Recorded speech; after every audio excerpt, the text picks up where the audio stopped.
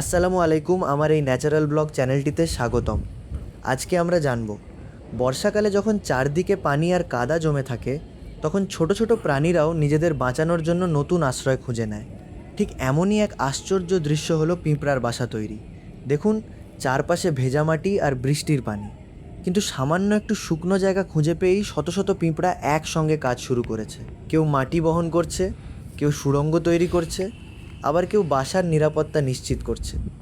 পিঁপড়ারা আমাদের শেখায় ঐক্য আর পরিশ্রমের গুরুত্ব। ক্ষুদ্র এই প্রাণীগুলো কখনো অলস বসে থাকে না। প্রতিকূল পরিবেশেও তারা হার মানে না, বরং দলবদ্ধভাবে কাজ করে নিজেদের জন্য নিরাপদ আবাস তৈরি করে।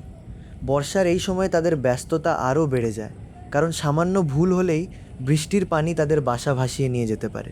তাই তারা আগে থেকেই প্রস্তুতি নেয় এবং শক্তিশালী বাসা তৈরি করে। প্রকৃতির এই ছোট্ট কর্মীদের জীবন সত্যিই বিস্ময়কর। তাদের পরিশ্রম, শৃঙ্খলা এবং সহযোগিতা আমাদের জন্য একটি বড় শিক্ষা। ভিডিওটি ভালো লাগলে লাইক, কমেন্ট ও শেয়ার করতে ভুলবেন না। ধন্যবাদ।